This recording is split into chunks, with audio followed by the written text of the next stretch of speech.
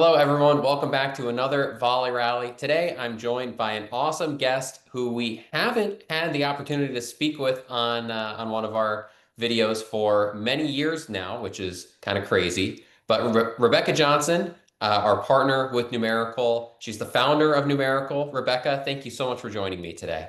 Jake, it's such a pleasure to catch up and talk with Volley again. Well, when we hopped on the call here, I said, "Man, it has been a minute." I mean, it certainly has been, and it's always good to get back together. So today we wanted to do a refresher. It's now been 3 years, which is unbelievable, since we last did a discussion video, and we wanted to do a discussion on the spam issue. We're getting a lot. Hearing it a lot more with dealers, and of course, we are still solving it for the dealers we work with. But kind of getting you on here as you're our major partner in this, and certainly a top expert in this issue to explain what's going on and what dealers can do about that. So, with all of that said, what's going on in a nutshell? Yeah, I think it's actually important to also remind people how we got here. So, the reason we have this issue with spam labels on dealerships is because it's the result of decisions by the FCC and the major wireless carriers, T-Mobile, AT&T, Verizon, Sprint at the time, in response to the number one consumer complaint in the United States. That was fraud calls. Right. So that was a huge issue. Lots of money being, taken from grandma and grandpa, and fraud against businesses, fraud against consumers. So our country had to do something, and the FCC had to respond. So the best solution that was proposed to the FCC was to implement call labeling, such as spam or fraud, and then present that to consumers. So when the consumer's phone ring, they could at least make a decision: do I answer this or do I not? I personally served on that working group that wrote the proposal. And no surprise, I was very clear, this is the dumbest idea I have ever heard. And the reason it was such a bad idea was because there's no information in the network to share who was delivering the call, whether it was a hospital, a school, government agency, and yes, dealerships. There's just no way to know. So very quickly, after 3 months of those tools being deployed, I received a call from one of the carriers, who I will not mention, basically saying everything you said was going to happen is happening. What do we do? So that's how we get to where we are today on the solutions that are in place with regards to registration, remediation, identification. So all of those together was actually a direct response to the carriers knowing their algorithms don't always get it right.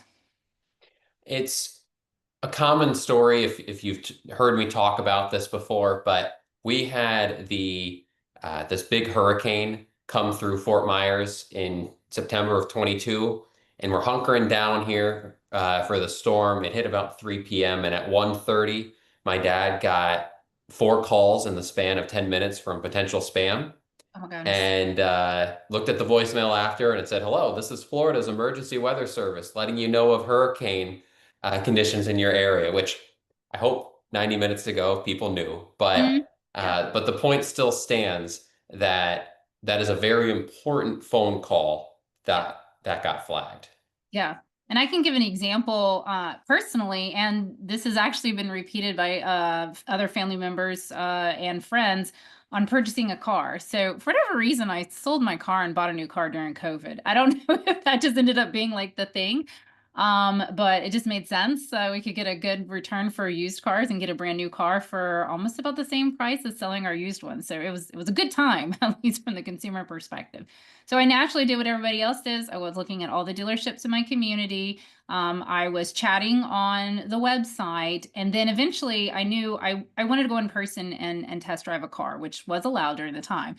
And so the conversation would move from the online chat to a voice call. So a representative that we eventually met with, test drove the car, like helped us through the purchase, called us because it was ready to move the conversation to that level.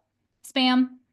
I was livid. Maybe, of course, this is what I do for a living. And it was like, are you kidding me? You are disrupting because it was like one car was available of exactly all the features I wanted. And it was like, I want to make sure that I can get this car. So that was frustrating. But it just validates this problem is experienced by all industries. So it's really good work that Volley is doing and getting involved with dealer identity because it's necessary. It's just Hmm. disruptive to the customer experience. And it makes the dealership's customers wonder why they're labeled as spam, Yep. right? Yep. So with all of that little backstory there, and I know some of these decisions are the ultimate why, but on a practical level, why are legitimate calls being flagged? What is going on? So it comes down to algorithms that are looking at known information in the network. The known information in a network is call patterns, customer complaints, traffic volumes, spikes, no spikes, at rest, dormant numbers, and all of a sudden they now have traffic. So there's a lot of that information that goes into whether or not to label a call fraud or spam. And the reason for that is because that is the behaviors of bad actors. So, they might get a list of, a million numbers and they're shooting off all the calls over a matter of a few minutes. So that will raise a red flag on the behavior. Now, that's actually changed over the years. And we'll get to later on one of the reasons why it's changed because of the processes that we have in place today. But that's really why those labels get attached onto those calls. And if the carrier doesn't know who's calling and who's behind it, that really is the only other option they have. They Hmm. they have to take that approach in order to try to catch basically the bad actors. Yeah, I mean, isn't it true that the government has determined that the carriers have more of an obligation to protect their consumers from unwanted calls than to connect you as a business, your calls with your customers? That is the case, except whenever they're also maybe offering business calls, then it's a conflict of interest a little bit there. But I will say genuinely, every carrier that we work with, the consumer is a priority. And as a consumer, I like that and I appreciate that. And I do know they invest a lot into Hmm. that. And they're not interested in getting it wrong. There's no Hmm. one saying I could care less. That's not something you'll hear from the carriers. So one of the things that people say or more ask me when talking about this is, can't I go register it myself? And we'll talk about the actual solution in a little bit, but let's kind of talk through that question. Can a business do this? Yeah, so each carrier actually has their own independent website on their web, that you can file a complaint. There's no guarantees with that. It's not the establishment of an account that you can then do like a KYC and identify who you are. It's just a way to file a complaint, and it's up to the carrier what they do with that. They have zero obligation to do anything with the complaints that come through that website. There's also another website out there called Free Caller Registry, and that is a consolidated single website for the analytics that support the carriers behind that. But again, it comes with the same obligations that the carriers have, which is not much. It's just a nice complaint mechanism that gives you an opportunity to say, I think my number is being mislabeled, but it's not like your numbers are stored and you can come back and update, rotate, change. It's just a point in time kind of registration. And so I know you can't update it and there's no reporting or anything, but let's just set that problem aside. What does this submission actually do for a business owner? So it will inform the providers that you have a problem, and you might start to get some ads on branded calling, which is a legitimate way to solve that problem. But that's about it. The next step that you might experience with it. Well, certainly seems like an inappropriately named website, to say the least. Yeah, that's it. There's no registration that's happening. So that's maybe free caller reporting. I don't know, but it's definitely not a registration. There's no. A little off script on this, but just out of curiosity, have you read the fine print on the freecallerregistry.com? I think I It have in the past. I don't know if it's changed.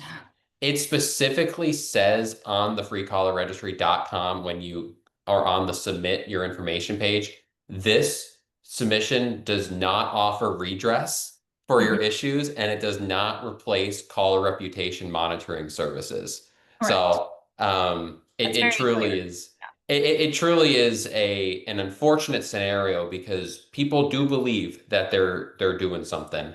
Um, It another really is the name. They should have not used registry and probably just said a complaint, filing Mhm. is what it should have been.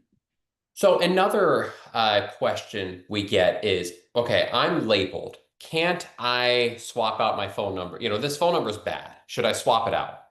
Yeah, you can if you also want to continue to look like a bad actor. So that is actually, it's called number exhaustion. And this is actually a topic that's been picked up by the FCC.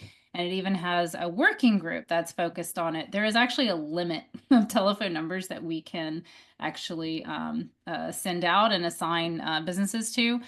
So that is a problem, number swapping. And there is not a single situation in which the FCC or the carriers would deem that to be a good strategy. So it's just now, if you're a number swapper, you're trying to dodge a bullet. It's just not going to work. It is not a long-term strategy. And again, you Hmm. just keep looking more like the bad actors than just the patterns of calls too. So it's nail in the coffin. You're done. And since they don't know who you are and they're just looking at your calling Yep. history Yep. and habits, you're going to have the same calling habits on the new phone Mhm. number. Yep. So you're not really doing anything, right? Correct. And one of the strategies to counter that the algorithms has picked up is that if a number is dormant, so let's say you use a number that doesn't have a bad label and then you start putting traffic on it, some of the algorithms, if they don't know who that is using that number, the first call is spam until their algorithm learns a pattern that maybe it's not. So Hmm. that's part of that counter strategy to go, if you want to do number swapping, here's how we're going to treat your numbers. Yeah. So the third misconception, or I guess question that we hear a lot is we're with a vendor and they registered us for stir shaken. Isn't that the same thing? Why do I need to register twice? Yeah, it's so unfortunate that this standard has been interpreted into some kind of registration or identity on who you are, or to even deem good actor or bad actor. It's a standard, and it was never, ever, ever intended for that. The purpose of the attestation, which is what we're talking about, Jake, whether it's an A, B, or C, A is the highest level, C is the lowest level. What A attestation means, and this is in the SIP header of the call, is that the carrier that is originating the call knows who the entity is. Be a bad actor. They just know who the entity is, and the caller is authorized to use that telephone number. A bad actor can be known, and a bad actor can be authorized to use a telephone number. It means nothing.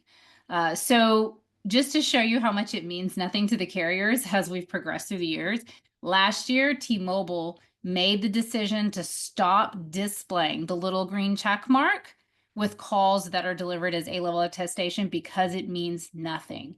And to think that that means trusted or verified was just not the best thing for consumers because of this confusion right here. So it means that your carrier is compliant with the FCC. Yeah. Well, it sounds to me like this is the intention of stir shaken is to combat number spoofing. Correct. And it also sounds like the carriers don't take this signage into the spam label algorithms at all. They'll take it a little bit, but it's the weighted of it doesn't mean Hmm. anything. So if it is a something that comes through perhaps like a C-level attestation, which is usually the gateway, which is usually an international call coming in, that could be a tip off that this is coming from a place outside the US. So that to me is what's more valuable than an A or a B. It's just kind of like, okay, the good guy, the carriers are letting us know that they delivered this call, put it on the network, and they know something. Hmm. That doesn't raise any red flags with anybody. And it usually helps. Yeah. It's really just for the carrier, if we had to be honest. It's a benefit to the carrier, not the businesses. So with all of that said, we have yet to doing these strategies. We've yet to solve this issue for the business.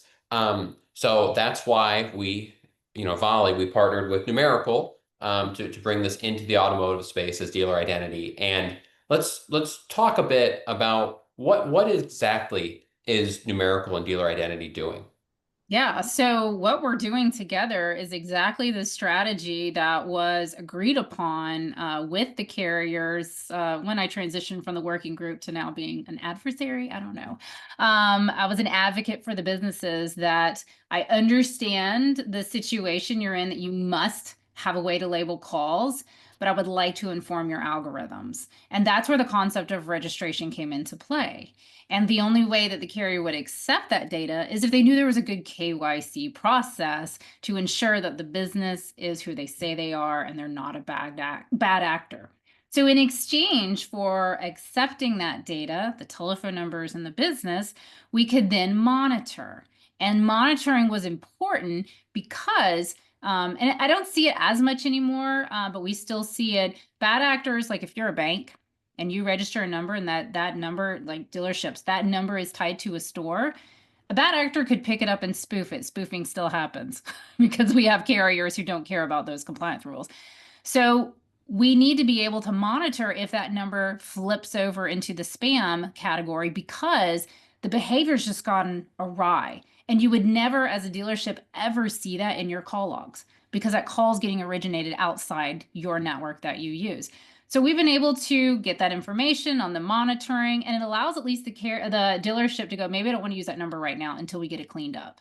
Or you could completely abandon the number and say, you know what, it's been compromised too much. Bad actors are using it. So monitoring is so important to continue to understand how the tagging is happening on your particular telephone numbers. Then to that point of the spam tag, you got to be able to resolve it. And so in exchange, again, of verifying your identity, getting the spam tag, and you say, that's really not me, I'm not having that issue. There's a process that you can go through and the carriers can go, okay, all right, we understand that that's actually an improper spam tag because of something over here. And now we fixed it.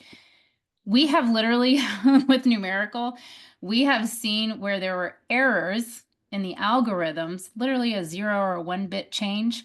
And we see that because we monitor so many numbers. And all of a sudden, one day there was a spike in spam tags. We did the investigation, worked with the provider, and yeah, it was an error on the algorithm. So, as far as I know to date, Jake, Numerical is the only one that is actually testing new rollouts with the algorithms, and we're the first to help the carrier solve it, which is to the benefit of everybody. So one of the interesting things you were talking about, uh, if a bad actor uses a phone number, they spoof it or whatever else, and they ruin your calling reputation, the carrier might still flag you. Yeah. One of the things that we've run into is, and Josh from your team, he's put together this stat, and it appears that about 6% of the phone numbers that we register need a remediation Mhm. post-registration. So why I know the carriers always withhold the right to label a phone number, but what does cause a phone number that isn't being spoofed to get labeled post-registration? It's going to be the calling patterns, and those could be legitimate calling patterns, but it's just that it looks odd. May not be odd to the business, but it looks odd to the carrier.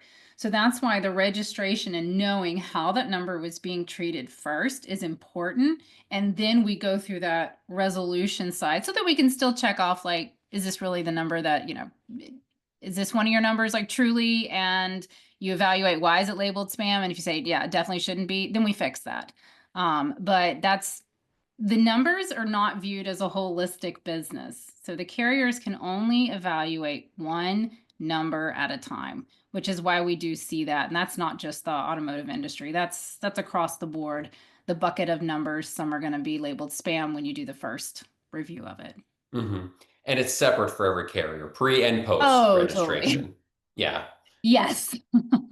That was the first thing I discovered when I launched this company, and worked with the carriers of, I got a set of numbers. Can you tell me how those are labeled? And I was just shocked at how different they treated the numbers.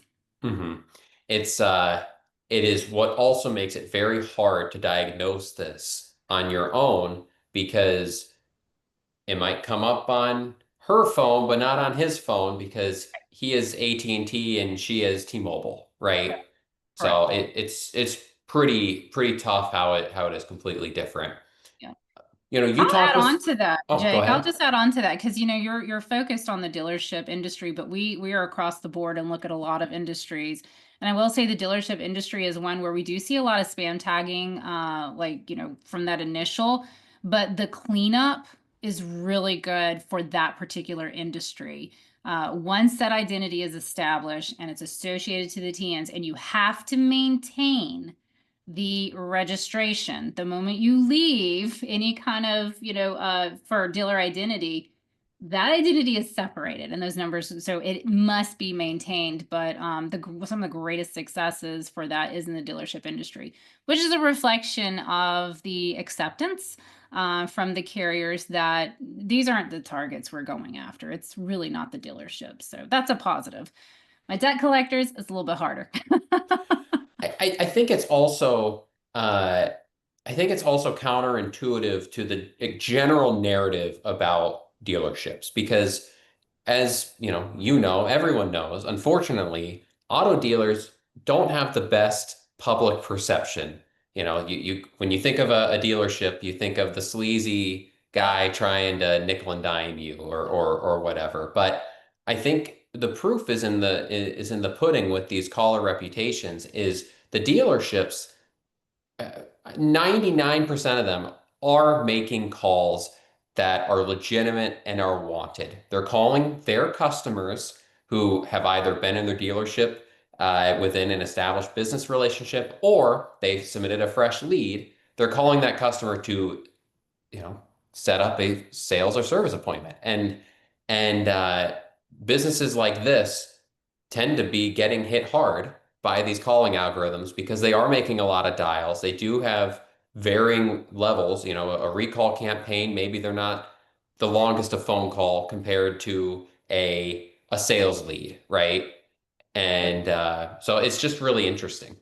Yeah, recalls was definitely one that before, we met each other and realized there was a partnership here. I had actually a couple of customers were the recall calls, and they were the worst on the spam labeling that occurred. And I fought very hard for those to be protected. And so, that's why some industries that they get treated a little differently because their calling patterns, while they do look exactly like a bad actor, like you could literally look at the patterns and go, this is a bad actor. Having that identity and the registration to it really helps set it apart. And if it is a recall, certain calls get treated a little bit more protected. In fact, Numerical did the critical call registry that is specific for like emergency types calls. Like, so there should be no algorithm that's ever run on it. So there is kind of varying, and it matters what your intent is with the Mhm. calls. So, what is one thing that you wish every dealership knew about their calling identity? That they accept the fact that it's probably affecting them if they're not registered. That's Don't think you don't have a problem if you haven't taken the time to evaluate if there is one.